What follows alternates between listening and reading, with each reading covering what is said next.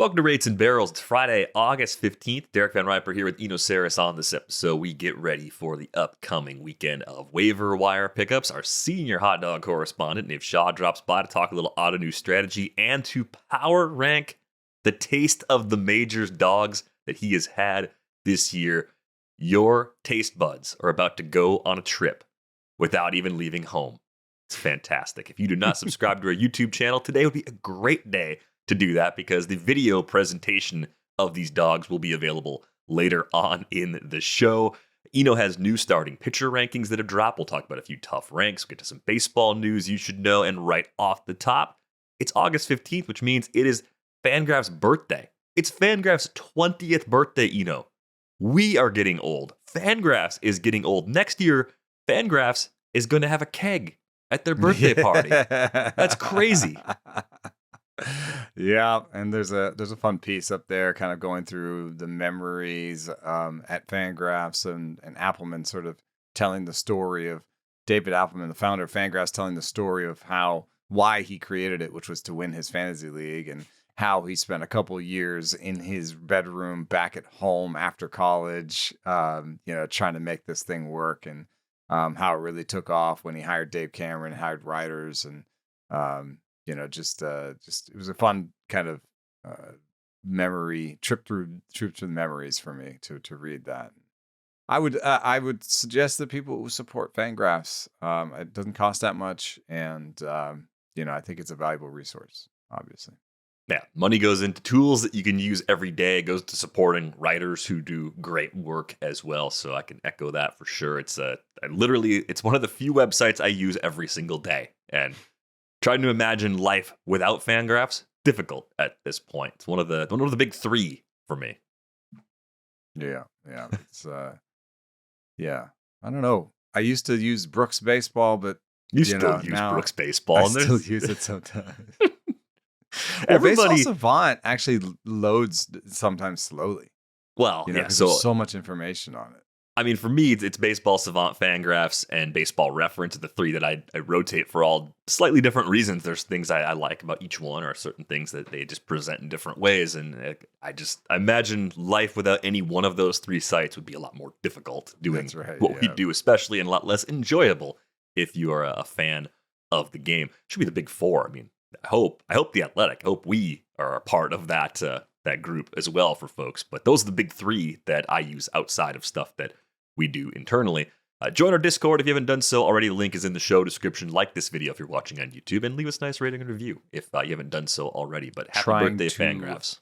Currently set up a meetup for Chicago for next Friday before the Sabre seminar. So right now we're trying to settle on something. I think Baseball Prospectus is doing something at Four Moons, and I'm trying to figure out if we can crash and I can tell everyone. So whoops. Is that a joint party or two parties at the same location? That is the question, I guess, at this point. And for those who are interested in the Milwaukee meetup, that probably is not happening in 2025. If it does happen, it will be in October instead of September. We thought we could pull one up in September. The pieces did not quite come together, but we've got a lot of great leads on locations for the future. So 2026 is our new target date for the Milwaukee meetup, unless, I don't know, if we have some kind of live show during the postseason in Milwaukee. Hey, you never know. Of course, that happens. We will put together a meetup at that time. Some other baseball news you should know, aside from the FanGraphs 20th birthday.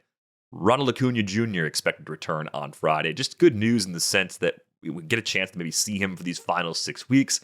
He can stay healthy for a stretch and go into next season with that clean bill of health, but also without the burden of rehabbing a major injury.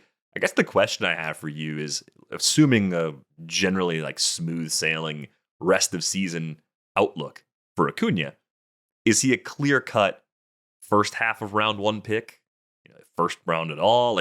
Where do you think he fits into that conversation? Because we were talking about the clear and obvious first rounders, and even talking about James Wood versus PCA earlier in the week. But is Acuña bouncing all the way back to his pre-second ACL form for you?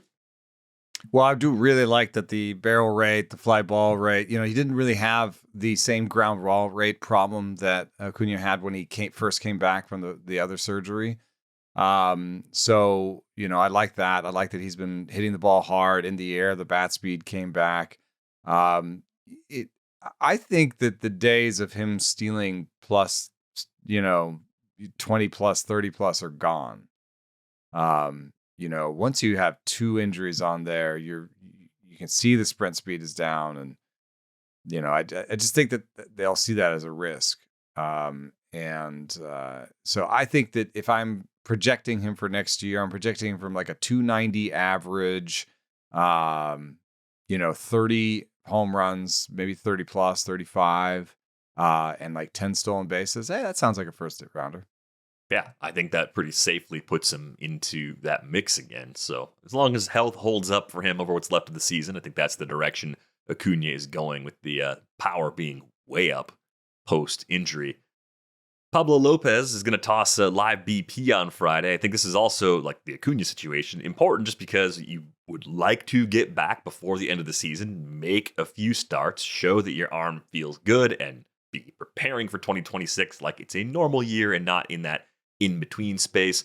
For Lopez, it's been a little bit of an up and down performance-wise over the last 2 seasons. I think it was last season was the one in which he didn't have the ratios that we expected. It was a 4.08 ERA and a 1.19 WHIP, kind of pushing the upper bounds of what had become his norms over the previous 4 seasons. But it was still over a strikeout per inning, 25.6% K rate, great control.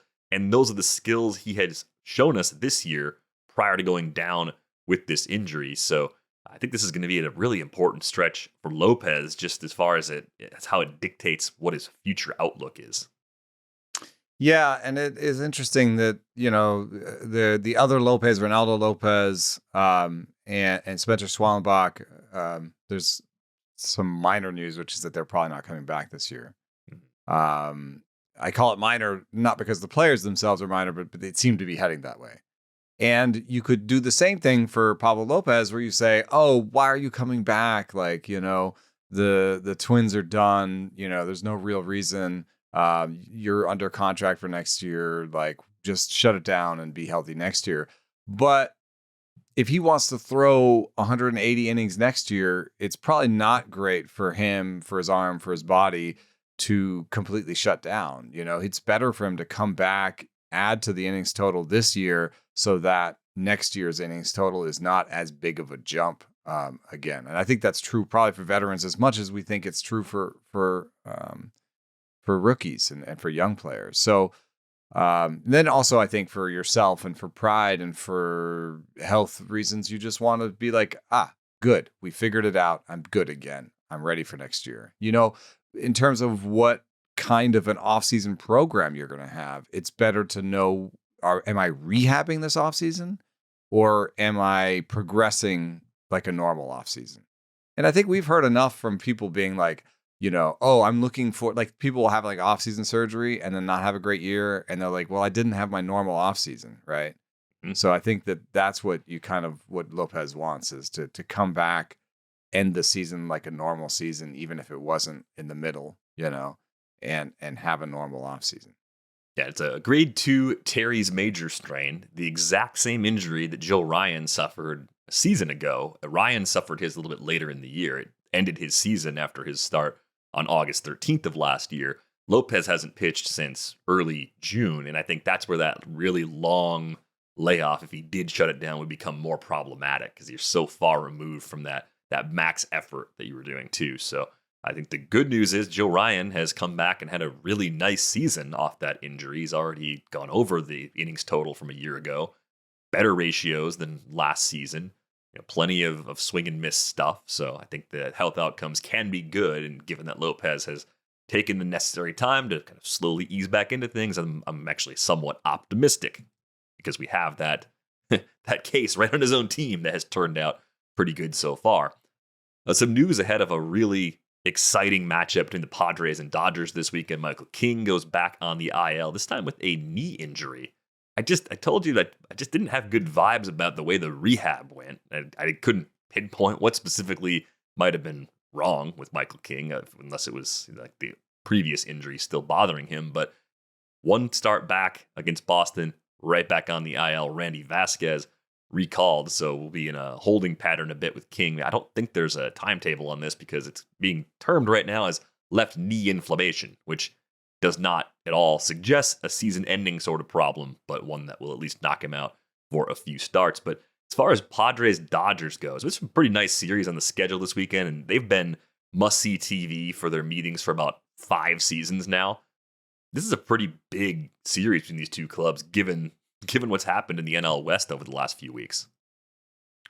Yeah, and the the probables. I always love to look at the probables and kind of who's starting tonight is often my like entry point, and it's TBD for the Padres. Wow, TBD is an amazing starter. TBDs are great.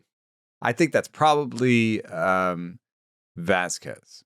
He was the corresponding move, and I think they would use him probably at least in bulk if they. So him against Kershaw, you got to give Kershaw and the Dodgers the lean on that one. Then it's TBD versus TBD tomorrow, which is just, that's. I'm not gonna fan myself. I'm getting too hot here. What is this, October? These two teams just trying to scratch it out and just trying to find a way. You'll never guess who's starting Sunday. TBD for both teams. That's what MLB says. Now let's go over to FanGraphs because I think they make guesses at FanGraphs. Based on with the roster resource, based on what's been said and what's been used. So they say it's Kershaw, Snell, Glasnow, which makes sense to me. Why wouldn't it be? They'd be on plenty of rest. That's and then Vasquez, Cease, Darvish, Snell, Cease. That's a killer one right there. I like that. Saturday, Snell against Cease. Not only because they're high stuff guys, but because they have some similarities in, shaky command, lots of strikeouts, may be on the longer side of games because of the walks. But Cease has been recently changed to something that came up in my rankings today. He's really changed his mix since the playoffs. Cease is now throwing the sinker and the knuckle curve 20% of the time, and that's just good for him because I think what was happening to him was the 5th and 6th inning. People were keying in on one of his 2 pitches, and now he's got wrinkles for that. And then Darvish is just Darvish Glasnow on Sunday is crazy because I just feel like he's barely hanging on. I feel like the next injury is his last. He's dropped his arm slot. It all feels somewhat desperate, and yet he's such a savant. He can still spin it, And now the splitter has all this much more movement, and sinker has so much more movement because he's dropped down a little bit. So he's turned to kind of like this sinker, sweeper, splitter guy, from when he used to be more over the top 4-seam cutter slider guy. You know what I mean? I just love that he has this real adaptability and he's a real savant when it comes to pitching. And I have mixed emotions where it's like, this is the end. This feels like the end. I know he has 3 more years left. And it just feels like I don't know how many more iterations of Yu Darvish there can be, but maybe there can be more, because he's got so many pitches. Maybe he'll come out throwing 87 and still get guys out. But I don't sense also the same desires like a Rich Hill to be pitching till he's 45. So you think there's actually a world in which Yu Darvish walks away from, $18 million a year? Yes. At some point, because he's just whatever, I made enough money. And he walked away from money because of family concerns last year. That's right. That was an unpaid stint on the. I think so. Yeah. On that list last year. I forget which list they put him on, the non-baseball. I think he's made a ton of money. What people also don't know is that he's been pretty prolific when it comes to sponsorships and he probably brings in a fair amount of money in Japan when it comes to ad. What do you call that? Marketing, ad revenue. Yeah, you know what I mean. It's money. Sponsoring stuff, product product placement, like that, whatever, like endorsement other deals. ways in. Endorsement, that's the word I'm looking for. He makes money on endorsement deals that may not be obvious in America. So I think he's made a ton of money. So I think it's more about like living well and his life and his family. Well, hey, I hope he chooses whatever makes him happy, and if he can still pitch, he'll still pitch. But if he were to walk away from money, that would at least slightly help some of the long-term money concerns of the Padres. Except they wouldn't have a pitcher, So. Yeah, well, they'd be down a pitcher, but that 18 mil would actually make a difference based on what they're doing overall with that organization.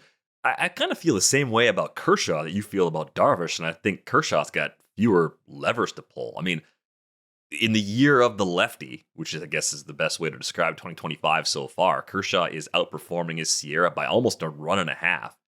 He's got a 15.5% K rate. When you said advantage Dodgers, it's like, yeah, it's advantage Dodgers. I do agree with that because Randy Vasquez has an 11% strikeout rate, which is impossible. But I have wondered. That's one of those ones weeks. that on paper you're like, ding the over. Like this is going to be like a bloodbath. And then it's still going to be like 3-2. Like, how did that happen? It's a night game at Petco. So, it's probably going to be a little lighter offensively than you'd expect relative to what those guys allow for contact purposes. But I think the big difference is Kershaw's been going year to year for a while now. And any particular injury or World Series win, I feel like is the thing that could send be Kershaw the last off thing into for the him sunset too, as well. I just kind of wish that maybe it would have been like Kershaw Darvish if like the gods had like aligned us like. Oh, don't worry. We'll probably get a shot at that at some point this year. But that's definitely among the series we're excited about this weekend. I think Brewers Reds is really important for the Reds, especially as they try to keep playoff hopes alive. You got especially as the Mets are sliding and the distance between the Mets and Reds is paper thin right now. So there's some real hope in Cincinnati that this is going to come together. Yeah, Mariners Mets, kind of a fun interleague series. That one's going to matter a lot for both of those clubs. I mean, I think everything the Astros do right now matters for their fate. Tigers get the Twins as they try to just keep that lead in the AL Central over the Guardians. So. Yeah, a lot of good baseball to watch this weekend. The game one of Tigers Twins went to extra innings and included a Rocco Baldelli hat throwing, meltdown, which is so hilarious because we're watching this. I'm watching this with a friend. We're drinking a Hair of the Dog, which is a defunct brewery from Portland that he had in his cellar for like 6 years since they've closed doors. And we were watching this baseball game. We both had the same reaction in slightly different ways. He texted a friend, well, Rocco's going to have to listen to a lot of Fish tonight to get over this. And I was like, what is it like to be like a normal human being in the middle of like one of these screaming matches between an umpire and a coach? Okay, so you want to be just like a player nearby, like you're not actually even that actually one of those just... two people, because I feel like Rocco's like fairly normal human being, but then I'm looking at him and he's like spitting and kicking and like having a fit. I don't actually think of umpires as normal human beings because they've chosen this profession. Like they to some degree relish that opportunity. I feel like to like yell and be yelled at. I don't know, they chose that, but like a manager for the most part leads a pretty like quiet life, and then he comes every once in a while and just loses it. I think it's in both cases. I think for managers, it's chirping and being frustrated about stuff for a while, and then like the pot boils over, and that's when they decide I'm getting letting ejected. The steam off, yeah. And it's going to be every month or so for some managers, and maybe it's only going to be 2 or 3 times a season for others. And for umpires, think about them hearing all that chirping. That's part of the job. You get used to that probably on your way to the big leagues. I mean, we know that. The release is Little League umps are getting chirped, and sometimes they're kids, but eventually they lose it too. Like everyone involved is human and can regulate their emotions for only so long. To do that, like that, you're out of here. That's got to feel really good. Like, I mean, ejecting someone has to just be great. I mean, I think both sides of it have to be kind of amazing. Like, I think just being like, I'm getting tossed and just running out there and just starting to let it all out. That's got to feel really good. But just like. That I love he threw his hat and like a bat boy had to run out and be like, well, I'll get your hat, Rocco. You can't make Rocco go back out there and get his hat. Yeah, and I feel like get the sense that Rocco's kind of goes like, "Hey, sorry, I threw my hat. You had to go get it." Like, Yeah, about that. I also see this look in some umpires' faces while it's happening, where they're like, "If you could see yourself right now," they're just like, "You look pretty ridiculous right now. I'm sitting here, I'm cool as a cucumber, and your head is all red." I mean, one of my favorites from the last 10 years now is the Terry Collins one. Yeah. That's good. The asses in the jackpot. That one, that's right. Yeah, that one gets circulated all the time. That clip will live on forever, no matter what platform. I think it's Lloyd McClendon taking first base and walking off is a pretty classic one. That one, and then there's the Philip Wellman in the minors where he pretends to lob the grenade. Yeah, he lobs I think he stole a base, and that was the Double-A Mississippi. I think that's an all-timer that is burned into my memories, taking up the space that something more important probably should occupy. But space is what it is up there. All right, let's talk about some new starting pitcher rankings. I was going to ask you about some particularly tough players, and I don't think you mentioned Logan Webb to me as a guy that you felt like you had a difficult time ranking. I think he's a tough ranking. I think he's right there in front of our faces as a tough ranking. You have him inside the top 10. I think he was number 7 on this refresh of the list. The strikeouts have been there, which is great. He's a workhorse. Love the home ballpark. But how do you account for 2 seasons in a row with what is, for an ace anyway, a bad whip? Like a 126 league-wide is not bad. 123 last year, not bad. But that's more like your 3rd or 4th starter in a deeper league than your 1.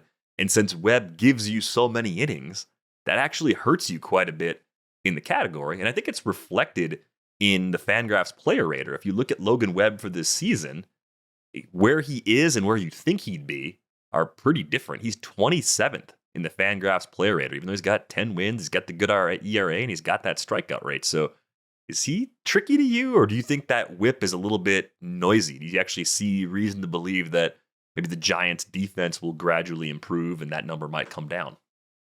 Yeah, I'll admit sometimes whip is a blind spot for me. Even when I do my rankings, you can see I put ERA and K percentage up there, projected ERA and K percentage up there, and I don't have projected whip on there.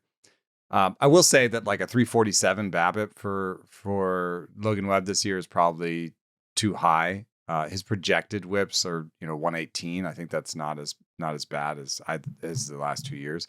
The 3 years before these last 2 seasons, his whip was 111, 116, 107.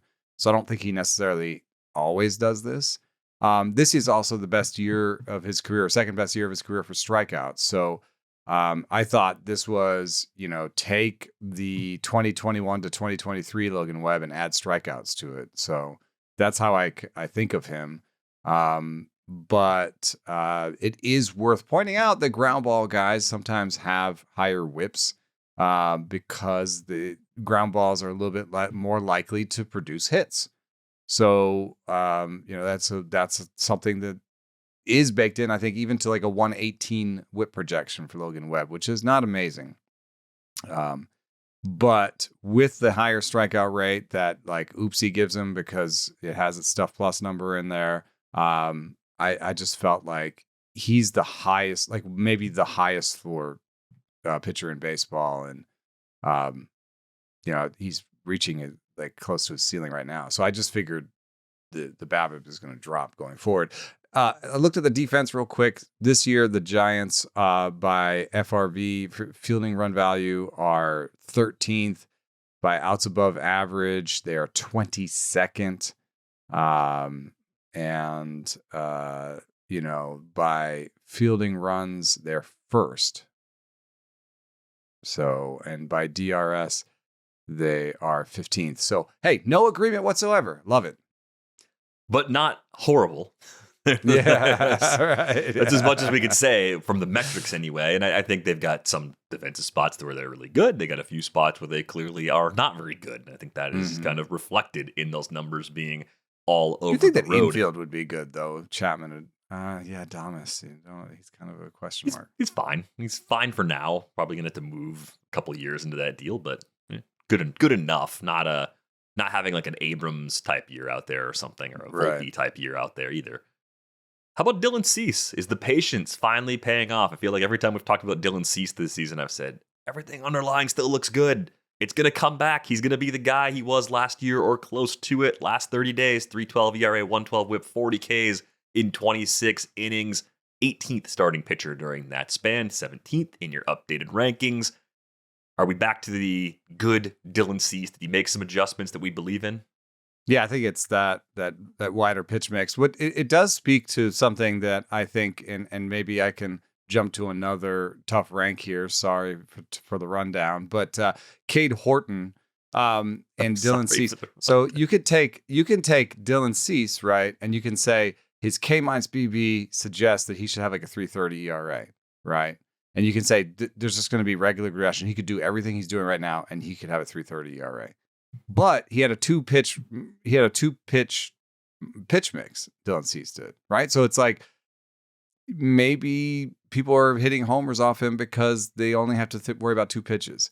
But he can change, which makes it hard sometimes to rank guys. Now, in his way, I think it's almost quote unquote easy because you get to say like, oh, he regressed. Oh, it's just a positive regression.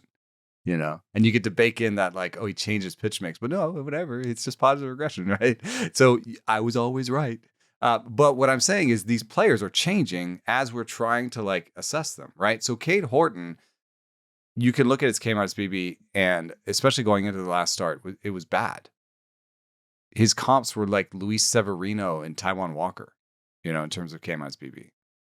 And he had like an 18% strikeout rate and a 9% walk rate, and Stuff Plus kind of told the same story. And you're like, you know, what am I liking here? Even now, after this last good start, 19% strikeout rate, 8% walk rate. I mean, you know, if you're trying to be as nice as possible to him, you're looking at comps like Jeffrey Springs and Jose Barrios and Seth Lugo. You know, it's you like Mitch Keller, you know, so it's like that's where I'm ranking him. That's the one, Mitch Keller. That's the one that hurts. No, that felt right. I know we're not playing a game that's entirely based in vibes, but when you're saying names, I'm like, no, he's not like Lugo. Like I know what you're using to comp him, but like, yeah, Mitch Keller, that makes sense. Like there's the prospect pedigree. There is stuff that's interesting. There's reason to believe he can get better. Maybe the organization will find a way to get a little bit more out of him quickly. As good as he's been right now. Right. And like, there's reason to be interested because the minor league strikeout rates were good. And even the swing strike rates. He's also changing, though, as a person, though. You know, like, as a player, he's still changing. So, like, if you look at his curveball in the last three of the last four starts had the best downward movement he'd had, plus the second, like, the better velo. So he's throwing the curveball harder and with more drop. And he's also using the changeup a little bit less over time. And kind of, what I'm hoping is he transitions to using the curveball against lefties instead of the changeup. And he has a good slider. And we know that the Cubs have a different Stuff Plus metric than I do. You know, we've figured this out over the years. So like they maybe they have something figured out with him. But that makes it a hard rank because he's a young player that could improve while I'm denigrating him based on his early metrics. You know what I mean? Mm-hmm. So what I just try to do in these cases, and this is sort of a way to read my ranks in a way, and I bet you there's people listening that can see this, and because in the Google Doc I put in the color coded one, and you can actually pretty much see it where you're like, oh, Cade Horton is one of the highest ranked low stuff players. You know? Yeah. And like the only people that have a worse K- BB than Cade Horton that are as high as he are, or any people that are anywhere close, are, you know, Sandy Alcantara, who's right there with him, and Gavin Williams, you know. So you can see what I do is I take the projection and that puts him in a general area. And then I will use sort of vibes and age and, small little changes here and there to kind of push them as far up as I can or as far down as I can. So Clay Holmes has a really good projection, but I'm pushing him down because there's innings concerns. People seem to have, adjusted to his new pitch mix, and they're not swinging as much at a sinker and sweeper these days. So, that puts a lot of pressure on his command. And we've seen that, a lot of walks in his last games. And there's got to be some innings concerns about what happens with him. So Clay Holmes has a 3.46 ERA projection. Cade Horton has a 4.06, but I have Cade Horton ahead of Clay Holmes. Clay Holmes has a 103 stuff plus. Cade Horton has a 98. You know what I mean? Like, the projections and the numbers I use say that Clay Holmes should be ahead of Cade Horton, but I've got Cade Horton ahead of him for, these small little reasons. And that's what makes him a tough rank. It's like, I could just be an automaton and just like give you guys what my projections say. But I think there's some value into kind of playing around with the vibes, because there's always like Seth Lugo's season last year where it's like, I was right on him to begin with, and then I stuck with him around 50, and he ended up still like one of the 25 best pitchers in baseball last year. Yeah. I think it's also with like a Clay Holmes concern that he might be fatigued at this point in the season, making that move back into the rotation. Might not get as deep into starts, or might be less effective second time through the order or third time through the order. And that might be a hard thing for him to fix on the fly this year. Maybe the 2026 outlook is actually okay, even though it's been kind of up and down for him with that fast start and things sort of tailing off over the course of the year. I mean, I think Shohei Ohtani would qualify as a tough rank, again, ranking him solely as a pitcher in this case, but in his most recent outing, he did pitch into the fifth inning against the Angels. He did not complete the fifth inning, but we're at least at the threshold workload-wise where Ohtani can pitch deep enough into a game where a win is a possibility. And that's a little bit better than what we had for the last couple of months while he has been progressively basically doing his rehab as a pitcher in the big leagues. So, what was on your mind as you tried to place Ohtani? It reminded me a lot of the decision I was making about Drew Rasmussen like 2-3 weeks ago, where it's like, he's going to get back to 5 innings and he's going to get back to being a somewhat normal pitcher. Now, if you're in quality start leagues, it may be a long time till, Shohei Ohtani is getting you quality starts. And Drew Rasmussen has not been a quality start machine. But they still give you a lot of value in strikeouts, innings, and they can get you wins if they can just get to 5. So I pushed Ohtani a little bit higher than the projections said I should, because I think maybe next time out he can go 5. It just depends now. It's a little bit like with Drew Rasmussen about how efficient he can be. So I think the next time out he'll get 20 or 21 batters. You can get through 5 innings on 21 batters. It's amazing looking at the game log for Rasmussen. We know he had that window at the end of June and beginning of July where he threw a total of 7 innings across 3 outings by design. He went 4 against the White Sox, the first start off the break, 5 against the Yankees after that, only 2 earned, allowed in that start, 5 Ks. The last 3 starts, 0 walks. Drew Rasmussen has not thrown 80 pitches in any of those 3 starts. He went 5 1/3, 6 and 6 against the Dodgers, the Mariners on the road, and the A's on the road. Under 80 pitches? Under 80 pitches, and got almost 18. It gets 17 1/3 innings over those 3 starts. I mean, the 2 quality starts in those last 2 outings. It's so hard to live that way, but man, Drew Rasmussen, you talk about a guy that to get shut down too, though, right? I guess so. I mean, I think they did that taper with the hope of just keeping him rolling, but as they fall away from playoff contention, maybe it's 2 weeks before the end of the season they would shut him down. They had a 150 number. I guess that makes it easy to sort of track, Yeah. So at 5 and change, 6, I mean, he's got 118, 117, 2/3 right now. I could see him going back down to like two innings. If they win a bunch, it'd be weird. They'd actually it'd ramp Rasmussen down so they could have some postseason innings. But the Rays seem to be falling out of it. So I think maybe he'll just go to the end of the season, have 150 innings, and that'll be fine. Ohtani, we don't have a number that's public, but we also know that they want him in the postseason. But they waited so long that I feel like he might be all right. Like he might just did that. They waited so long and they slow walked him through rehab in the major leagues that I think once he gets to 5 innings, he's just a 5-inning guy for a while.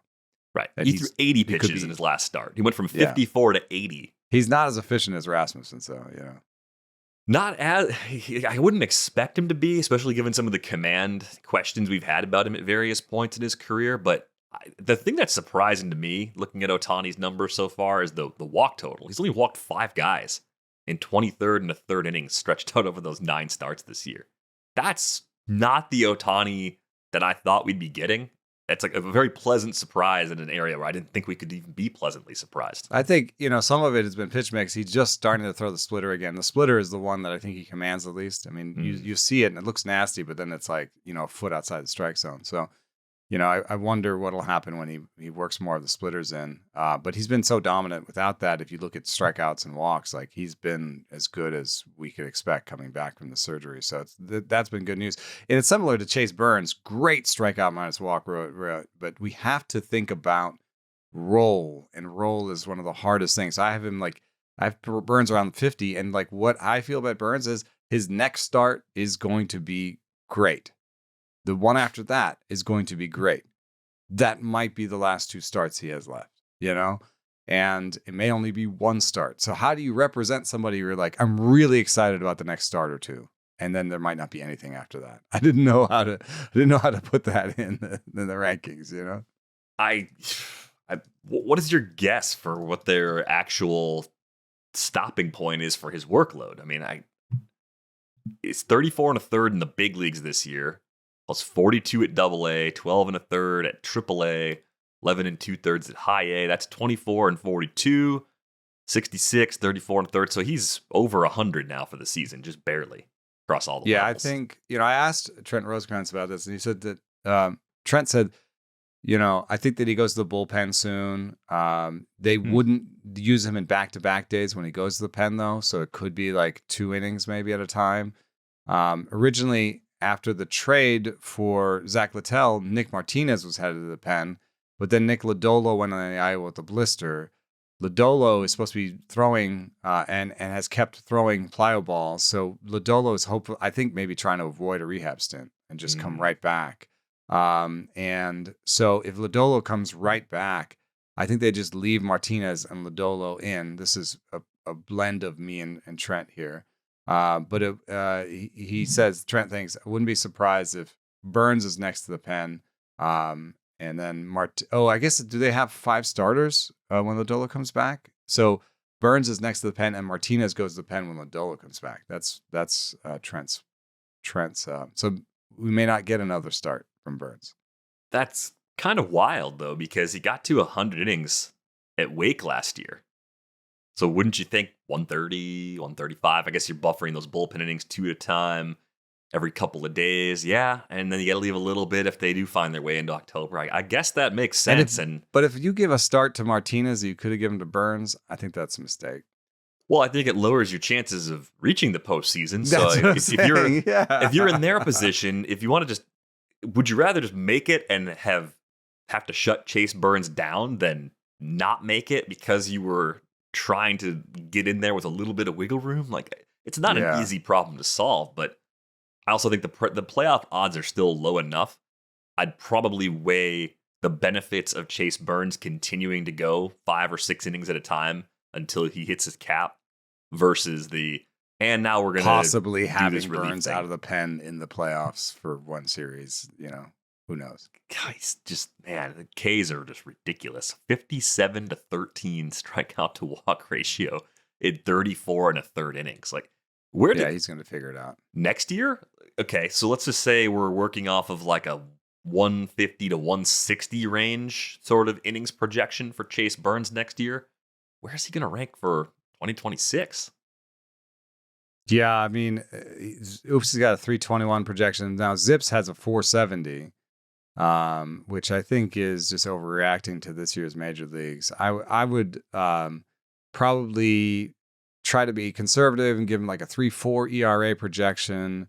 If he had 140 innings next year, I'd give him 170 strikeouts,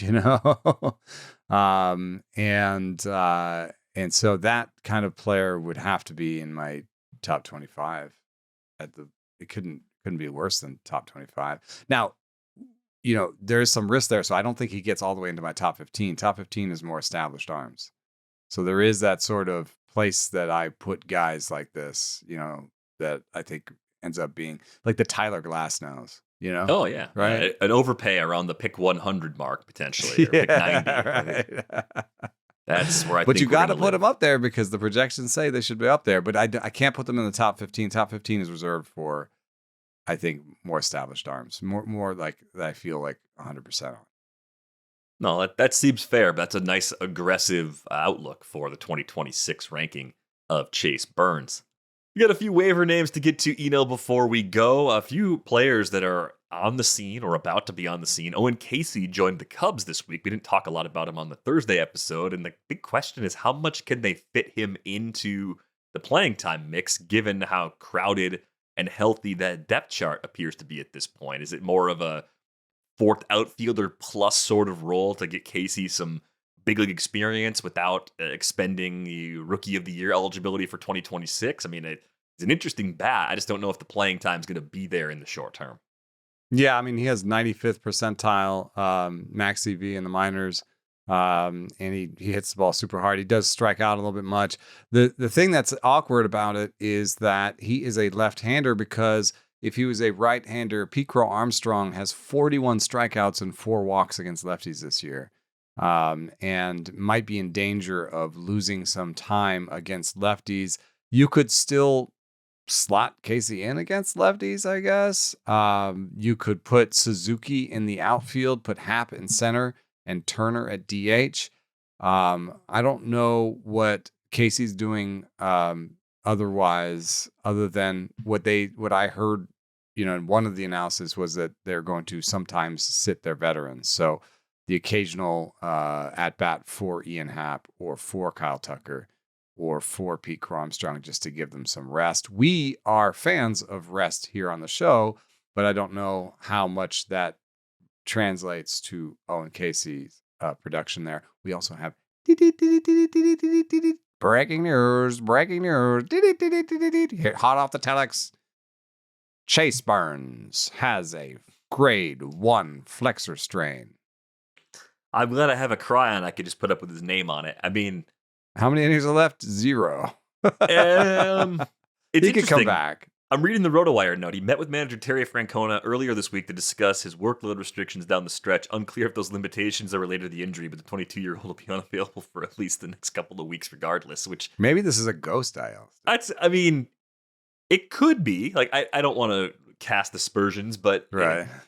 It sort of solves the problem you and I talked about a little while ago. It's like, do with them. You don't have to put them in the bullpen. You keep some innings left. You see where things stand, and then you can use them the rest of the way like a regular starter. And it's the donut hole approach. Well, we just took a little bit out right here. We figured this was the best way to do it. Or it's an actual injury, and that stinks because that starts to impact the top 25 ranking for 2026 that you're talking about. I mean, I think we have to operate under the assumption that it is, in fact, a real injury because we don't have indications of anything else at this point. And he's such a hard thrower, that has to now be part of his injury grade for next year. So when we're thinking about that next year number, that might push him from 20 to 25 to 30, even though he has, top 15 upside. Yeah. Lovely. Great. Super excited about that. Great breaking news. Thanks for getting that into the show. Okay, here's more fun. Frankie Montas Jr. has been sent to the not the IL, to the bullpen. And in his place, Nolan McLean come to the major leagues. Here's a little list that Nolan McLean is on top of. This is the best stuff plus in AAA among pitchers that, well, I wanted to be pitchers that had not appeared in the major leagues, but it's kind of hard to find those. So this is pitchers who have not established themselves in the major leagues. I know Kyle Harrison's on there, whatever. I took rehabbers out. I took established major leaguers out, like it's not important to you that Hunter Green has the best stuff plus in AAA. You know what I mean? It's not. No, it doesn't matter. So these are young players. David Sandlin's interesting because he's started 14 games out of 21. So his stuff is going to be inflated a little bit. Maybe he's pitching in shorter stints. He only has 1,000 pitches in the minors, so I don't know how much I trust that number. We've seen Didier Fuentes struggle in the big leagues, but I would still have him circled as an interesting name the rest of this year if he comes back up, or definitely for next year. Chase Dolander, if only he could pitch somewhere else. Blade Tidwell, don't forget him. Like I think he could be moving ahead of Birdsong, who Birdsong only has a 90 stuff plus in the minor leagues right now, and the command problem to go with it. So if Tidwell makes any strides on the command front, he might move ahead of Birdsong. Robbie Snelling looking pretty good in AAA. I was really excited to see that his fastball rates as a positive now by Stuff Plus. So Robbie Snelling is a guy to go get in Dynasty and Keeper leagues if he's available to you, because I think he's moving into this upper echelon, especially as there's all this attrition due to injury and so on and so forth. You have your Bubba Chandler and your Andrew Painter, of course, and Chase McDermott still bouncing around down there. So, they don't all come with great locations. Nolan McLean's big issue, because Lance Brzezowski was like, Nolan McLean has a 3,250 RPM curve, which would be the number one spin rate curve in the big leagues. And so he has 6 pitches, all of them rate really highly by Stuff Plus, extreme third base release side, and a 5'2" release height with some ride capabilities there. So this is like if you built the perfect pitcher in a lab, which I think, kind of the Mets are trying to do. The problem is locations. You see a 77 location plus in the minors. That's going to be his undoing if there's a problem. So at this point in the season, you're not going to get an unqualified Jacob Mizorowski. Here you go. This is about the best you can expect from prospects at this point in the season, because even Bubba has taken a step back stuff wise, and Andrew Painter seems blocked at the major league level. There doesn't seem to be an opportunity for him right now. Yeah, slightly less blocked, though, with that decision to include Nick Abel in the trade that brought Joan Duran to Philly at the deadline. True. And I think with Ranger Suarez, his velocity's been dropping a lot. Like, there's maybe a weak link in the back of that rotation. Maybe something's wrong physically with Ranger. He'll need a little breather down the stretch. We could get a look at Painter, but a couple weeks ago when you were gone, the question I threw at Ryan Bloomfield was like, should we still be stashing Andrew Painter? I think it was Bloomfield. Either the Bloomfield or Clay Link episode, but at that point, we're kind of like, I guess not, because he just doesn't seem like he has a role anytime soon. Like, if it's late August, multi-inning relief, even though they've indicated they really weren't going to do that before, it felt like you were holding in perpetuity based on how things were going. As far as McLean goes, that debut comes against the Mariners at home on Saturday. You mentioned Montas getting moved to the bullpen. I think it's an audition to stay, but I'm glad you addressed that low location plus number. It reminded me of the Super Troopers. That little guy? I wouldn't worry about that little guy. Until you do have to. I mean, I think it's part of why they traded away Blake Tidwell in the end, Yeah. And even more waiting in the wings. Jonah Tong, among others, like getting closer to being big league ready. So some other interesting names. Forrest Whitley at AAA. I didn't realize how well he was pitching until someone shrewdly picked him up in Devil's Rejects earlier this week. Is Forrest Whitley turning it around in the Rays organization? I mean, stranger things have happened for sure. You start with Forrest Whitley, and you got a lot to start with. Yeah, I mean, it's good. The good news is that the Stuff Plus is really good on the changeup. It is pretty good on the cutter. He actually has 5 pitches with above average Stuff Plus in the minor leagues right now. The bad news is the fastball he throws the most often is the lowest number. That's an 87 Stuff Plus. The other bad news is he only locates the 4-seam and the changeup well. And the sinker, which has some good nascent Stuff Plus news, has a 45 location plus right now. So there's still a command problem in here for Forrest Whitley. He needs to at least identify a second pitch, a second hard pitch, I think, that he can command. The cutter's at 82. They're probably watching that number to see if he can command the cutter, then he can be fastball cutter when he needs a strike. And then he can be, for action, he can have the changeup and SV. I think that's slow curve. It's a slurve, isn't it? Or slurve. So he has a slurve and a curve, according to the classifications. There's something going on here where they're playing around with his pitch mix. Like, I don't remember him having a sinker before. So that there already is kind of interesting. And we know that there was a lot of stuff in this arm before. So just him pitching, I think, is interesting. Yeah, the sample is 30 2/3 innings now at AAA Durham. I think mostly working as a starter, not particularly long starts so far. A 33.9% K rate and a 5.2% walk rate. I don't think we have any samples in Forrest Whitley's career of double-digit innings where he's had a single-digit walk rate since 2017. It's been a long time. So maybe it's kind of in that Joe Boyle, what could go right kind of mold, but hey, an interesting flyer nonetheless. And for very, very deep leagues, could make some sense. A couple other quick waiver thoughts. I noticed Miguel Andujar is the regular DH in Cincinnati right now. 5 consecutive starts as the DH and cleanup hitter there. So if you're wondering where the playing time's at, I think it's kind of stable and it's in a park that boosts homers. I'm kind of in if I'm looking for some help on the bottom of my roster, if I need a little thump, because the problem with Andujar has just been injuries. Like he's a strange player because he doesn't really fit well anywhere defensively, but the Reds don't need him to play defense right now. Yeah, I mean, it's a 15% strikeout rate for Miguel Andujar, and then, decent, but not great barrel and EV rates. So somebody that I think could have league average power with a good batting average, and then you home stream him. That's what I like. I would try to play him at home if you can. Yeah, at the very least, you can pull that off. There are some leagues where Christian Javier was not eligible. He picked up last weekend because he hadn't pitched in the big leagues and he was on the IL. Came up, debuted. My keeper league that runs on Thursday nights, 18% of the full budget was the winning bid.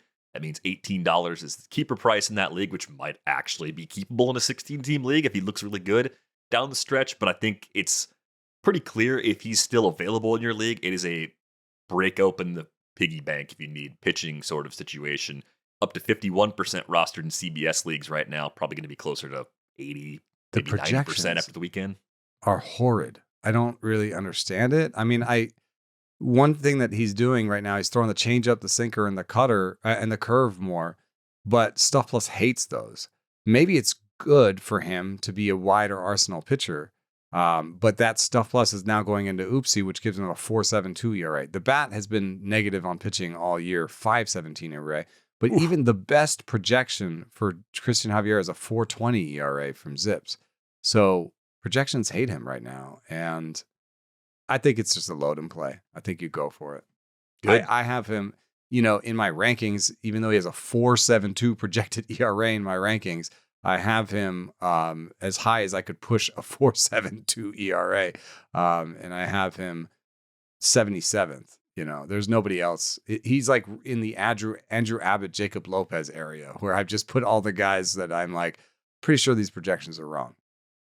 Yeah, that was the cut we didn't quite Look get at to that, in LODEM full. Kings. The LODEM Kings. I was going to ask you about that. Abbott, Jacob Lopez at 68 and 69. Trevor Rogers in the 80s. I answered it in a way with Cade Horton, which is I push those guys as high as I can feel like I can still push them, given the numbers I have.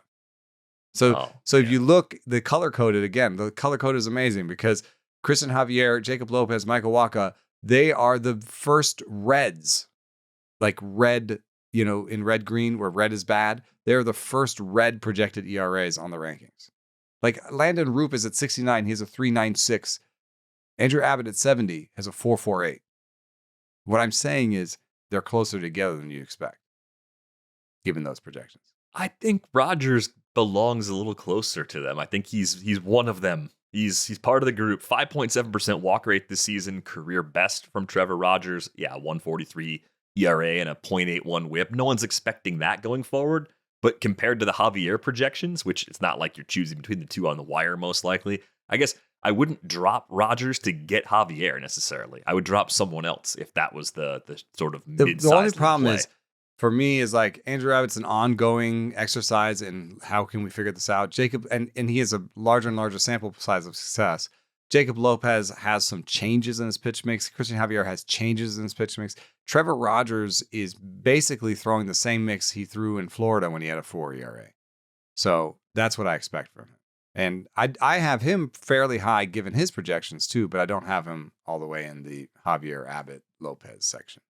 Now, the masses may still have some questions about that ranking nonetheless, but I think you defended it reasonably well. As promised earlier, it is Friday. Our senior hot dog correspondent, Niv Shah, is here. Niv, how are you doing on this Friday? Doing great, guys. How are you guys doing? Wonderful.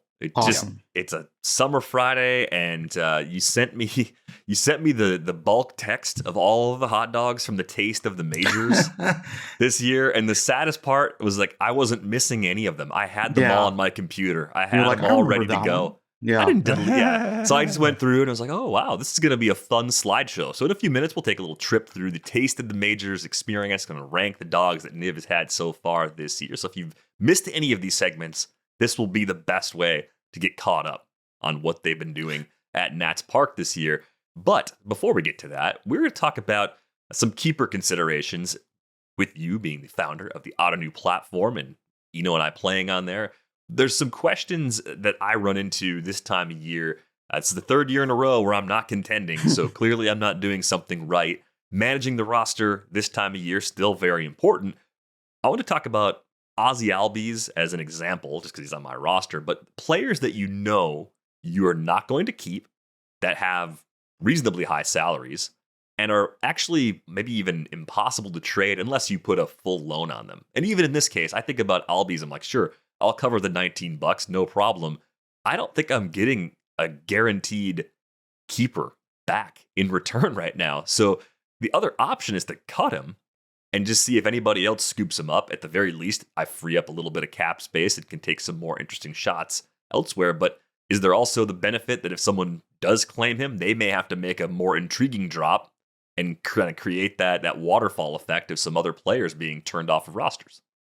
Yeah, so that's like a more recent strategy, I guess, or like tactic in Ottoneu. Players are not finding, Albies is a great example because like at $19, is even producing $19 of value today. It's like, that's close, right? And like not necessarily true for some of these guys that are having a little bit of a down year. I think, in my league, or rather generally, like Mookie Betts is a good example, a guy that probably kept in a lot of leagues, or went pretty high if you drafted him. If your draft was before the Japanese series when he had a health scare and all that stuff. Freddie Freeman on the Dodgers too. Like these guys are like coming down to earth a little bit. Maybe you're not meeting their super high number. It's really hard to get anything back when you're looking to trade because those guys. The normal strategy is here. I'll pay their salary. I'll give you a loan. But you give me a prospect, rental, and you give me, the gold is a young player on a $3 deal or whatever. Yeah, like a $3 outfielder that I see something in, or someone inexpensive. You're not going to get that kind of value for guys that are just like not producing right now. When you cut someone like Albies at 19, for example, once he clears waivers, he's a $10 ad for anyone else. And then suddenly he becomes more attractive. So now I've got a $12 Ozzy Albies for next year instead of a $21 one. He had a $10 one for the rest of this year, right? Which is like, right. I can at least feel like the things I have to give up to cut and to clear out, I might already have that cap space. I might be able to cut something I don't marginal. have to give you my young player or my prospect. The guy I'm going to cut is a guy that you didn't want back anyway. Right, yeah. Or, it's another guy that's like not meeting his number in terms of his salary. Sorry. So like a guy who I'm going to cut Freddie Freeman in response. I have a $50 Freddie Freeman. I want to free up $25 doing that. And then I'm going to free up another $25 when someone else grabs them. And I'm going to be able to snag that Albies, So when you start seeing that, you start seeing these cascades. And what that really is an opportunity to sort of reset the top end of the market, right? Guys that didn't hit this year overall, but were considered really high going into the drafts coming into the season. So what you can do then, and it's sort of like a waiver situation. It's like not super different than like the Nats DFAing low or whatever, right? Where you're like, maybe he'll catch on somewhere else. Either way, we can be like free of this roster spot and free of a little bit of space to operate. Ottoneu is a lot more forgiving. You're going to get a lot of money back as well, which the Nats will not. But you get the opportunity to rebuild this way, right? So I think it's an interesting thing. I don't want to make it sound like it's all roses, though. It's not a guaranteed win. So like, let's be careful here, because what you want to do before you make that $19 Albies cut is you want to go over to the tools section of the site and look at the finances of every other team. Look at what kind of money is already free out there. Who they will cut. Right. And then look at the teams. Just go through 11 teams real quick and be like, does anyone have $10? Does anyone have $20? Does anyone really need a middle infielder? And then of those and targets, try the trades first too, you know, because the better option is you actually get a player. Get something, yeah. And then you also have to weigh the risk that he clears waivers and be like, how bad will I feel if somebody else has a $10 Albies? And if somebody has a $10 Albies and they cut something for it, am I going to be happy with what they cut? Because you have 30 days in which you cannot bid on Ozzy Albies as a free agent once you cut him. So you want to start that. If you want to start that clock, someone will probably take a snag at him at $10. The real thing is that what are you going to get back out of this when they start cutting players? Are you going to get three mediocre options at three mediocre starting pitchers? Are you going to get something a little bit more interesting? Maybe. But yeah, I think it's like it's a strategy and a tactic that's come up in the last few years, and I've had it go both ways. I've had it go really well, where you end up with a really nice piece that you're like, this is a keepable piece for next year. I know he didn't hit this year, or he didn't do what he was supposed to do, but I'm happy at $25 to have so-and-so player instead of what he went into at auction at $60, $50, whatever. Right. But you don't want to end up with like, well, I cut Albies and I used that money for nothing because all the prospects were already snagged. Yeah, and there's another risk, is the roster crowding. So like, you know, I have a $19 Clay Holmes in a 5x5 Ottoneu that I like, you know, I'm not going to keep him probably, and he's been on the block forever, and nobody's going to give me anything for him really. Mm-hmm. And so, you know, I'm ready to cut him, but I have in my prospects Jose De Paula, George Lombard Jr., Carson Benji. How many more prospects do I want? Yeah, I mean, you need a starting pitcher back, right? Like you need to find that money needs to be used towards an option. And for it needs to be be like a starting pitcher who's in the big leagues, because I don't like, I have gauge jump, and like I don't really want, you know, another prospect pitcher. Yeah. And my 60-day IL is full of guys that I'm stashing for next year. $1 Joe Musgrove, you know, that sort of deal. So, you know, I've just held on to him because I've been like, I don't really need the cash, and I'm running out of. And you also have to think, not only is there this roster, but next year I want to go into the draft with some spots available. I can't fill it up with like, you know, I've got like, you know, a $1 Joey Ortiz, you know, it's like, and a $1 Brandon Marsh. You know, those are like, you know, okay, back pieces, but you know, they're just filling my roster up at this point. I don't think that they're a strategy. You know, so it's like, and then you if I cut Clay Holmes and I'm adding somebody, at some point I run out of roster spaces, because I also can't just be enamored with all these $1 players and prospects and go into next year and have like two spots to fill in the draft. 2 spots. That doesn't make any sense. Right. And then, you know, and like $150, $200 in 2 spots, that doesn't make any sense. When you think about that, like from the very beginning of the season, you put $20 aside for a starting pitcher. That starting pitcher was Clay Holmes. You're not thrilled with the outcome.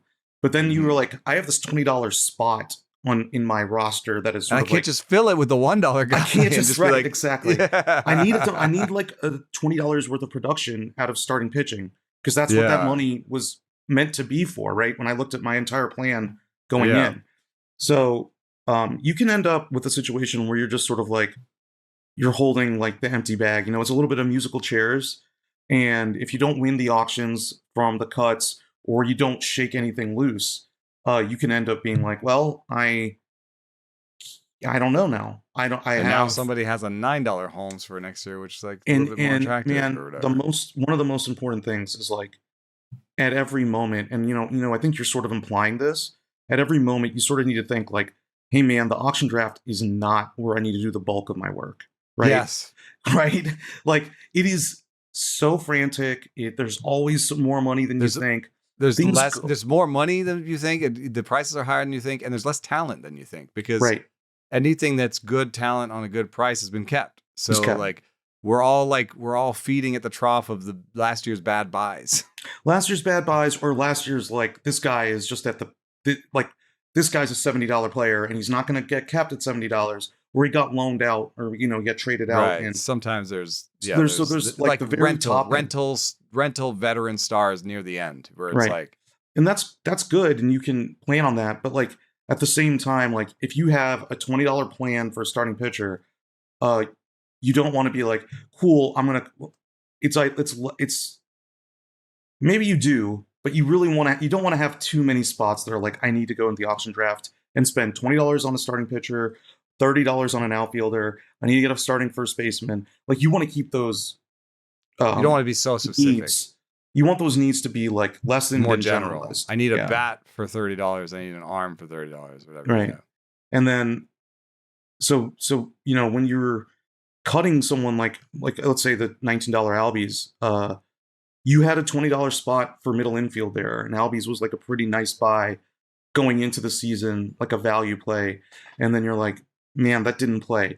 Now, what is your middle infield situation next year, right? And like, how will cutting him... And if you cut him and replace him with the $1 Joey Ortiz, you have not actually fixed your problem. And even if you pick up like a $20 outfielder that someone else cut that was like $35, and now you got him for $20, and you're like, that's cool, that's great, you got another $20 bat, but like, now you need to have a plan. At MI, yeah. Now you really have to go in and do that, yeah.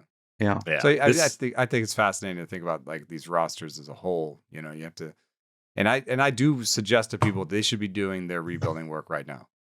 This is the time to do it. So these are the concerns you're thinking about, because the draft is not a great place for rebuilding. The draft is a place for capping like the final pieces, finishing like salt. rentals that fit into your needs, that like put you over the top. It's your flake salt at the end of the steak. Like the steak better be a bit cooked already, right? Yeah, right. Just like, but you can't be like, I'm going to try to buy the steak at the market at the auction draft. I need to do everything. If you're going in with like 20 spots and $250, you're going to be like, oh man, that's a lot more money than I'm used to in other formats, and it just doesn't work here. Yeah. I was also thinking about this just from the perspective of a team that's not going to win this year. And I'm like, I have probably more prospects than I should have. I have young big leaguers that I'm definitely keeping. I should probably be dealing with the contenders and the other rebuilding teams. Like, if I've been more aggressively gathering top end prospects, I have stuff that those teams below me actually want. I need to consolidate talent at the bottom of you my might be able to get also. an at cost player from a rebuilder for a prospect, and that might be a good idea, because again, it's sort of fitting into what he's talking about. Like, maybe you cut Albies and you trade a prospect for a $15, $20 middle infielder who's kind of at price but actually fits into your plan for next year, and you like right. him better as a keeper. Like, if you cut Albies and then you took a bet on like a Jose Altuve, or like what is that? Marte or something. Yeah. Maybe they're on the roster where you can actually trade for them right now. The person giving them up's like, I actually don't care. He's not necessarily a sure keeper for me. And now I've got a $2 prospect that's a top 8 prospect in the game right now. I give you Jose DePaula for like a $45 Ketel Marte. Yeah, and you don't have to be contending to make a trade like that if you're like, this fits with my plan for next year. Yeah. And my value says he's, Ketel for next year is like a $40 player. I'm willing to take that $5 haircut because it gets me a stud. It solidifies that problem, right? And like, when we look back at middle infield this year, you're going to be like, there were 3 good ones. Pretty bad. Yeah, there were 3 good players, and Ketel Marte is one of them. So yeah. I'm also looking at Addison Barger. Maybe a prospect for a $1 Addison Barger is the way to go. Just get a little more established production at a low price for a guy that's a year or 2 away. Maybe that's a way to get better also on the fly. But yeah, lots of fun ways to manage your roster. That's why I like this format so much. There's always something you can do to try and make your team better. All right, Niv, let's get to the power rankings of the dogs you've had so far. I believe we've got 8 different dogs that you've had. Count. How If do, you're how do only, we want to talk? How do we want to talk about Oakland? Yeah, was that two? Technically dogs. one, but let's say 9. Let's split them into 2 because clearly there were people doing different things with the directions Yeah, that's right. Yeah, on that one. So how do you want to go through it? Do you go through chronologically, or do you want to rank them from worst to top? Because I got them all ready to go. All right. So I've given it some thought, but I think chronologically is probably best for the recap. Okay. And then I think we'll do tiers, right? So I was thinking we do something like, and jump in with it just based on what we talked about and what you see in the picture. I think there's some like absolutely never agains. There's some like, okay, I accept it, and there's some like, if they made this as a regular, I would eat it. Yeah, I almost think the scale would be like a up to +3, like 3 happy nivs on like the best side. Like Yeah, that's right. one happy niv means you would get it again if that was the dog that day. 2 would be like you'd be looking forward to it, and 3 is like I want this all the time. Make it a add to the standard. menu, right? Yeah. And then going the other way, 1's like I wouldn't get it if it came back. 2 is like I really didn't enjoy this, and 3 is I am very sad and I regret this. That I ever ate these. I don't why think did I there's eat going to this? be much between -3 and +1, honestly, because it's either like I'm out or yeah, you know what? I mean, come on, we're talking about hot dogs here, right? Like the floor is high unless -3 and +1. Okay, well the scale might need to be balanced. So let's go back and take a trip to April when you had the Philadelphia dog. I think the camera work has improved since April Yeah, too. yeah. Like the photos, there's Although only that so much picture you on can the do. right, even though it's a little bit blurry and stuff, actually does give you the nacho cheese feeling. Yeah, I mean, you're look, like, I understand what's happening on this dog with that nacho cheese. There's a real challenge with lighting and nacho cheese. That's just I'm going to leave it there. Yeah. Yeah, it But is it like looks, it's like a bald kind spot. of plasticky and, Yeah. and kind of gross. I think I captured the ethos of this hot dog photo. And this No, is the photo's a definitely great representation. Is Yeah. this It's this. It looks a little soggy and gross, but would Yeah, you I'm eat guessing this this again? is 3 unhappy nibs. This is a 3 unhappy. I mean, nacho Oh, cheese. wow. That Nacho bad. cheese is just like a really, you can feel it, and it just like gets all up in here, and it's not. I don't need it on a hot dog. Like hot dogs are not, snappy enough, or like they're soft. Like hot dogs are a soft, cured smoked meat, and like they're just not able to withstand a nacho cheese. Yeah, So- it's not a good topping, and they Not a use good it topping. kind of a lot in the series. But they did a good job saving you a 3,000-mile trip across the country for the LA dog, which people might remember was a smoked bacon wrap dog covered in grilled onions and peppers, which may or may not have been there from the Philly dog a couple of weeks before, and some pickled jalapenos to give it the heat that Los Angeles is known for. That looks pretty standard to me. So this is a 2, I think. Like I'd look forward to this. I would like just to call out here. This is like Chekhov's bacon wrapped hot dog, because like this, you can look at this hot dog. You see it's covered in bacon all the way up and down, Right. and we're gonna have a problem later, right? On that front. But this thing was good. It's smoky. It has that West Coast vibe that we've talked about repeatedly with the bacon wrapped. And I liked it. It's not. It's a little bit much to be like I need this every time, but I liked it. Okay, so a pretty good score. Two happy Yeah. nibs is a Yeah, good this- score on this is this 2. hot dog scale. Yeah, sure, yeah. All right, then we had the Baltimore dog, which we've had a feeling was going to have Old Bay seasoning on it, and it did. It was the homemade mac and cheese with the crab meat, Yeah. and of course Old Bay seasoning, as their description says. Well, so they whiffed on the Old Bay, because I don't know why. You see, there's no red seasoning on top. Yeah, the coloration is not there. The mac and cheese with crab is like a mid-Atlantic thing. I remember eating this and being like, this is really ridiculous. It's way too much crab meat. It's absurd. But when we talked about it, and I sort of stand by it, I'm like, let's be positive. Let's be happy that they're trying stuff. Let's be happy Let's that they pick went the out crab off and just have some crab and then found, have a dog. right. Have a crab sandwich separate here. You got two meals in one. So I'd give this like a 1. Like I would be optimistically, I'm willing to try this one again. but the like actual maybe a little execution, less yeah. crab on it. Yeah, Which and is the Old it's a Bay. good problem to have. Like too much crab, like okay. Yeah, it was. We've all it had was- like crab cakes that had too little crab inside. Right. This was no filler. Yeah. You're looking at it. Oh.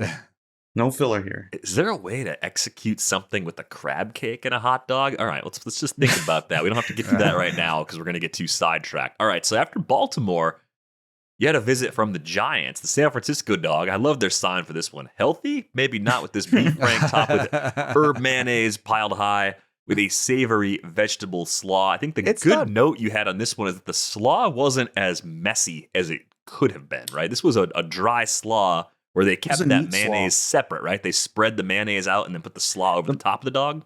Mayo was underneath, and the slaw was like a vinegary slaw. Yeah, So, that seems like a pretty good idea, actually. And it's tight. It's not super messy. This, I was going back through the photos. This one is a 3. Like, give me again, all the time. This thing was just like clean, no fuss. I didn't feel like I had to I didn't have to go in and wash my hands after, And yeah, veggies, a little crunch. Feel like, I'm not eating just the most disgusting food possible at all times. I like this one a lot. This one you felt better after eating this one. And it cleared expectations, Like I'm like looking at this and I'm like, this is I mean, you've seen some of the other photos so far. This is a pretty staid dog. This is pretty buttoned up. And I'm like, yeah, you know what? Yeah, give me this. Less is more.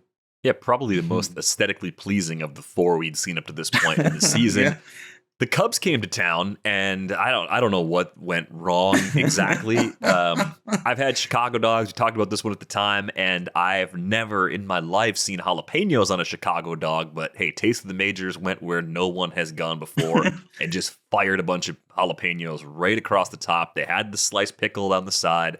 They had the big pieces of tomato, but they didn't go all the way and get the bright green relish, which is kind of a key to the Chicago dog. No relish. I think I added mustard, which was fine, but they didn't have the bright green relish, and those tomatoes are pretty rough. But it doesn't look very appetizing, dude. If there's like a looks rating, this is a -3 for me. Yeah, this one's not appealing. You don't walk up to that one and be like, I want that. You're just like, oh, I have to eat this because I committed to this. So this is a lot like the nacho cheese. I think jalapenos are actually pretty aesthetically unpleasing to look at. Yeah, photographing a jalapeno. My buddy was look a little dried out, dude. Yeah, it looks dried out. That's what my friend said. You got to pickle them to give them a better look. And I'm like, well, you know what? This is what jalapenos look like. Outside of a studio, this is what jalapenos are. They don't jalapenos in the wild. This is no filters. Right. And I'd give it a 1. One happy Niv. I would eat it again. I would hope that they cleaned up some of the execution, but I liked it. Onions on the dog, pickles. Yeah, come on. It's a better score than I would have expected, which I think is probably a tip of the cap to just the overall body of work that they do at this stand over the course of the season. That's how I feel about that. That's right. This one looks like a mess. I like this mess, though. The Texas dog, all beef hot dog, tucked in a pile, and they're not exaggerating, a pile of our house smoked beef brisket slathered in barbecue sauce and topped with pickled onions and jalapenos. I do think these jalapenos look different because they were pickled. They don't look quite as dark green, and they look like they've kind of tightened up a little bit. So that seems pretty good. The pink onions always look nice. That's that's the cheat code to the easiest thing you can make for almost any dish to make it look better. You see it as a side on barbecue a lot.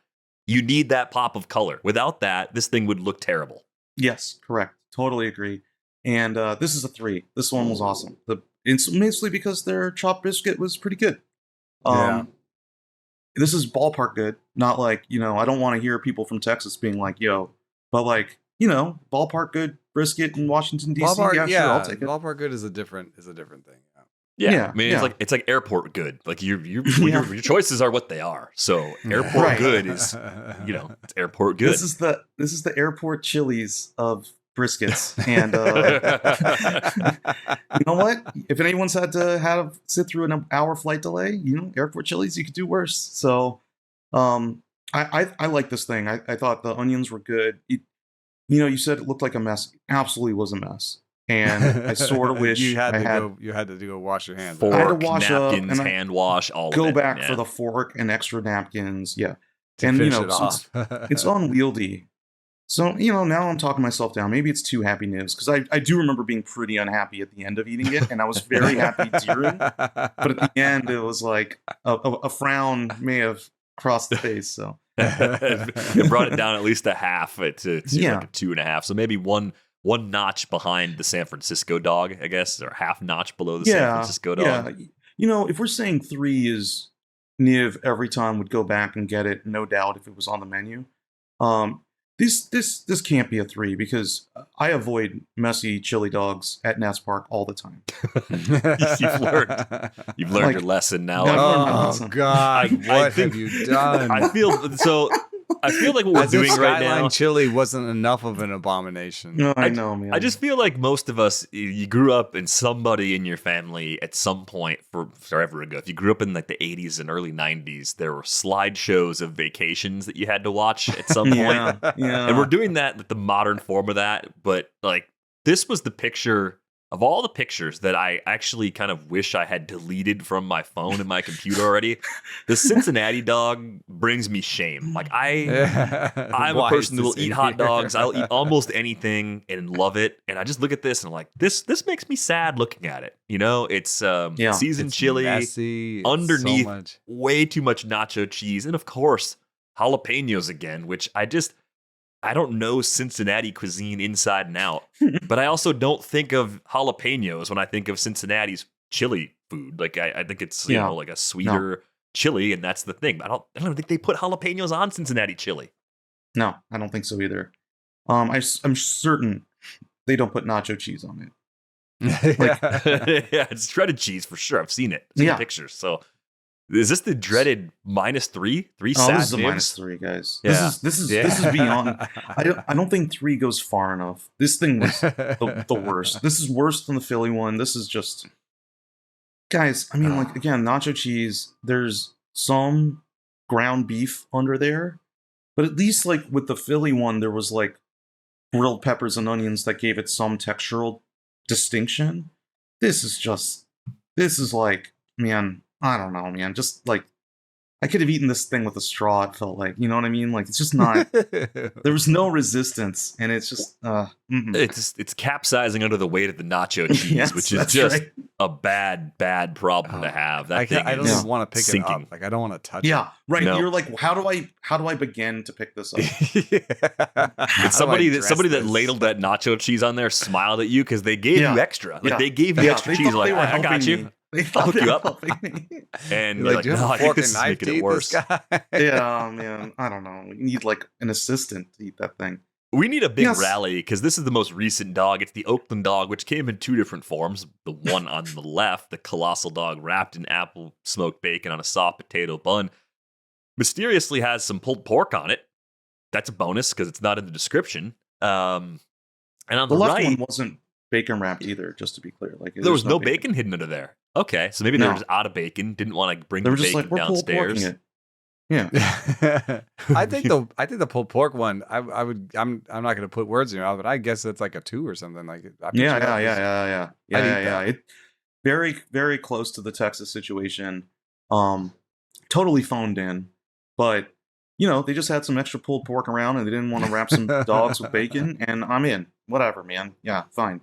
If the A's aren't going to care, if the A's ownership isn't going to care, why should then Taste the Majors care? You know? Yeah. Which is exactly what's broadcast by the other one. The sad. It looks like they put a Band-Aid on a it's dog. the Band-Aid, the bacon Band-Aid dog with the grilled bun. That's exactly what it is, man. Yeah. And again, so we talked about just earlier, the Dodgers dog, they had a bacon wrapped dog, and the bacon was all the way to length of the dog. This is just like, they've checked out. And you know what? I think that's as pure an homage to John Fisher's A's as you can. Yeah. But I think we had a couple clear winners. The San Francisco dog was awesome. I would definitely eat pulled pork or brisket with pickled onions again. Those were both good. And I don't know, man. I sort of feel like that Cubs one is sort of like every year they're going to add one more ingredient until it gets to like the proper nacho cheese. Yes. Oh. All right. It's some. You know- I hope they do it at some juncture when the Nats are good and the stadium's packed, and it just gets the Cubs fans very angry about how inauthentic it really is. Put it up. Yeah. On Someone the is center throwing a field. hot dog on the field. Someone's like, it just put it up on the center field jumbotron, just like, hey, we got the Taste of the Majors dog, and it's a real insult to Chicago. Yeah. I tried to find a junior hot dog correspondent because the week you were gone was the week that the Brewers were in town, and I just wanted to know, like, what did they do for Wisconsin? Did they try to throw cheese curds on it? I mean, they probably went liquid nacho cheese. I don't want to make assumptions, but what else do we have here but cheese? Maybe they brought in a brat. I don't know. I couldn't get to the bottom of that. So if you were at that series and happened to go to Taste of the Majors, we are still looking for some answers on that front. But so far, a good season. And do you have any series you're looking forward to over what's left of the year? Because clearly the on-field product is not like the main reason why you're going to a Nats game at this point in the year. So, you know, I like Watching going to baseball visitors. games, so I don't have a massive problem with doing that. But we got the Braves coming to town, and there's like a double header in there, and so I'm really interested in like there's a So 1 they're going to o'clock put some Tuesday shrimp and game. grits on that hot dog. And I'm like, yeah, I mean, like, I don't know. There's any number of directions to go, including No, pulled they're not pork. going to put shrimp and grits on the hot dog. I mean, pulled pork could come back, What's you up, know. dog? Yeah, that's But right. like the pulled pork, but serious this time. There's a Marlins series. I'm not sure if I'm going to be able to make it to one of those, but I'm hopeful. I'm holding out Ooh. hope. I had some really because- weird hot dogs in Marlins Park. A I lot think of they do like like a- mayo and like, you know, one Whoa. almost had like almost like a ceviche type, like a mix of fish on top of it. There was a lot of crazy hot dogs. I feel like they do like a Cubano thing where they'll be like, here's a Yeah. little brown mustard and here's a little ham and a pickle, and I think Could that enjoy would that. be like, yeah, I could eat that. And then we'll see. You know, that's 8 series. I think I hit the majority of them. I got at least 2 or 3 more. There's a White Sox series at the very end of the season. I don't know what is going to happen Southside like that. They're gonna break out that. That could just be hot like, dog. hey, the hot dog stand is everyone gets free hot dogs because nobody cares anymore. Like it's literally the White Sox Nats on the last weekend of the season. So like that could be just anything. That could be just, you know, anarchy. So Italian see. beef We got on a hot dog. just here you go. Italian beef. Yes, we got some options. We'll see what's up. I'm excited. You know, I think it's been a pretty fun season so far. Mostly good and definitely interesting. And I sort of don't like everyone from Cincinnati now by default because of that hot dog. No, don't take it out on the people of Cincinnati. They had nothing They to didn't do with make No, that. that dog. They Yeah, didn't that do it. wasn't That's brought true, in that's from true. Cincinnati. They That's would the do problem. better. That's like the emotional thing is I get mad at the Reds, but that's not the Reds. It's Bob Castellini's fault. Get mad at the owner of the team. Like, just blame Yeah. them. You It's know, the way to my go. my Reds fans friends would appreciate if I took a little bit more out on the owner there too. So, yeah. So we have a couple more series coming up. They're home for like 3 or 4 more series the rest of the year. So hopefully get some new fresh dogs for you guys. All right, well, the bar is the San Francisco dog and the Texas dog. I think those are your clubhouse leaders here through the first 4.5 months of the season. Niv, we appreciate your time and your insight. We look forward to catching up with you again soon. Super fun, guys. Talk to you guys soon. Niv Shah, Thanks. Ottoneu, also our senior hot dog correspondent here on Rates and Barrels. If you got questions for a future episode, send those our way in our Discord. Link is in the show description if you haven't joined that already. Be sure to like this video if you made it all the way to the end. You made it through the hot dog slideshow into the 90th minute of this episode. You are a super fan. You can collect your sticker at the door. I mean, holy smokes, that's impressive. But you can find us on Blue Sky, enosaris.bscott@social. I am dvr.bscott@social. Thanks again to Brian Smith for putting this episode together, and thanks to Niv Shah for dropping by as our senior hot dog correspondent. It's going to do it for this episode of Rates and Barrels. Back with you on Monday. Thanks for listening.